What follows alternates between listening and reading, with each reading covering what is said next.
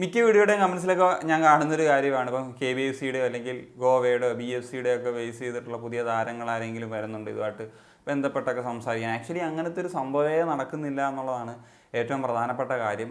Season അവസാനിച്ചത് മുതൽ തന്നെ മോഹൻ ബഗാനുമായിട്ട് ബന്ധപ്പെട്ടിട്ടാണ് ഒരുപാട് വാർത്തകളൊക്കെ വരുന്നത്. നമ്മളതുമായി ബന്ധപ്പെട്ട് സംസാരിക്കാൻ ചെയ്തതാണ്.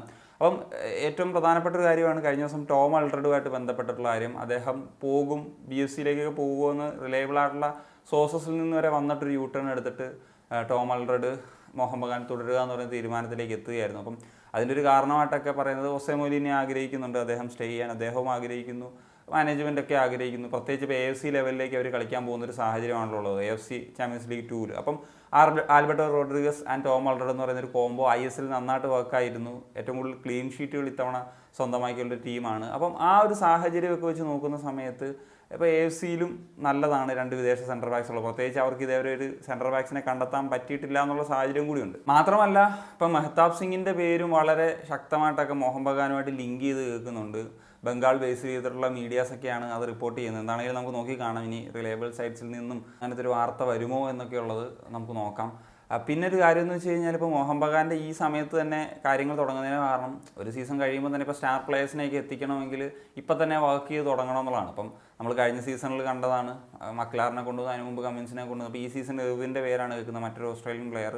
അപ്പോൾ അത് സംഭവിക്കുകയില്ലോ എന്നുള്ളത് അറിയത്തില്ല. ഇപ്പം ബുണ്ടസ് ലീഗയിൽ കളിക്കുന്ന ഒരു പ്ലെയറൊക്കെയാണെന്ന് നമുക്കറിയാവുന്ന കാര്യമാണല്ലോ. അതുപോലെ തന്നെ രേവ് സ്പോർട്സിൻ്റെ ഒരു റിപ്പോർട്ടാണ് ഇപ്പം ദിമിട്രിയസ് പെട്രട്ടോസ് എന്ന് പറയുന്ന താരം അദ്ദേഹം സ്റ്റേ ചെയ്യാനുള്ള സാധ്യത തന്നെയാണ് കൂടുതലെന്നുള്ളത്. കാരണം പെട്രട്ടോസ് അറിയാം മോഹൻ ബഗാൻ ആരാധകരുടെയൊക്കെ ഒരു ഫേവറേറ്റ് ആയിട്ടുള്ള താരം തന്നെയാണ് എന്നുള്ളതിൽ സംശയമൊന്നുമില്ല. പക്ഷേ ഈ സീസണിലേക്ക് വരുമ്പോഴത്തേക്കും അദ്ദേഹത്തിൻ്റെ ഭാഗത്ത് നിന്ന് നമ്പേഴ്സൊക്കെ ഒന്ന് കുറഞ്ഞിരുന്നു. ഇപ്പം നോക്കുകയാണെങ്കിൽ 4 ഗോൾ 3 അസിസ്റ്റ് എന്ന് പറയുന്ന നമ്പർ മാത്രമേ ഉള്ളൂ.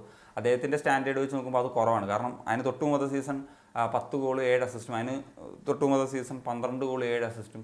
നമുക്കറിയാം ISLൽ ബെസ്റ്റ് പ്ലെയറായിട്ടൊക്കെ വരെ തിരഞ്ഞെടുക്കപ്പെട്ടിട്ടുള്ളൊരു താരം തന്നെയാണ് ദിമി പെട്രട്ടോസ് എന്ന് പറയുന്നത്. അപ്പം അദ്ദേഹം പോകണമെന്ന് ഒക്കെ പറഞ്ഞ് തന്നെ ചില ആരാധകരുടെ, മോഹൻ ബഗാൻ ആരാധകരുടെ കമൻസും കാര്യങ്ങളൊക്കെ ഞാൻ കണ്ടിട്ടുണ്ടായിരുന്നു. അതാണെങ്കിലും നിലവിലത്തെ പറഞ്ഞ പോലെ രേവ് സ്പോർട്സിൻ്റെയൊക്കെ റിപ്പോർട്ട് പ്രകാരം അദ്ദേഹം സ്റ്റേ ചെയ്യാൻ തന്നെയാണ് സാധ്യത കൂടുതൽ എന്നുള്ളതാണ്. അതുപോലെ ഗ്രെഗ് സ്റ്റുവർട്ടിൻ്റെ കാര്യം അദ്ദേഹം പോകുമെന്നുള്ള കാര്യം ഏതാണ്ട് ഉറപ്പാണ് എന്നുള്ളതൊക്കെയാണ് ഈ പറഞ്ഞ ബംഗാൾ ബേസ് ചെയ്തിട്ടുള്ള മീഡിയാസ് കാര്യങ്ങളൊക്കെ റിപ്പോർട്ട് ചെയ്യുന്നത്.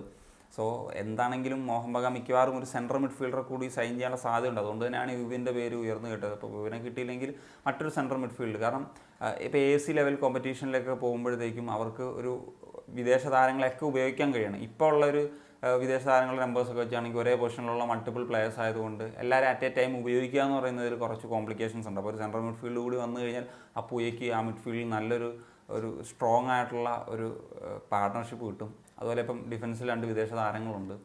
അതുപോലെ അറ്റാക്കിങ്ങിലാണെങ്കിൽ നമുക്ക് പറയേണ്ട കാര്യമൊന്നും ഇല്ലല്ലോ. എന്താണെങ്കിലും എനിക്ക് തോന്നുന്നത് മിക്കവാറും ഇനിയിപ്പോൾ ഒരു സെൻട്രൽ മിഡ്ഫീൽഡർ വരും. ഇനി ഇപ്പോൾ റോബിൻസൻ്റെ കാര്യം കേൾക്കുന്നുണ്ടല്ലോ. ഇപ്പം മുമ്പ് ബംഗ്ലാദേശ് ലീഗിലൊക്കെ കളിച്ചിരുന്ന ടോപ്പ് പ്ലെയറാണ്, ബ്രസീലിയനാണ്. അദ്ദേഹത്തെ പറ്റി നമ്മൾ സംസാരിച്ചാണ്.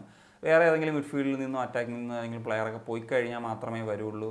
പറഞ്ഞാൽ പെട്രട്ടോസൊക്കെ പോയാലായിരിക്കും റോബിൻസിനെ കൊണ്ടുവരാനുള്ള സാഹചര്യം എന്നുള്ളതാണ്. പിന്നെ കമ്മിൻസ് മക്ലാറിനൊക്കെ തുടരാനുള്ള സാധ്യതകൾ തന്നെയാണ് ഉള്ളത് എന്നുള്ളതാണ്.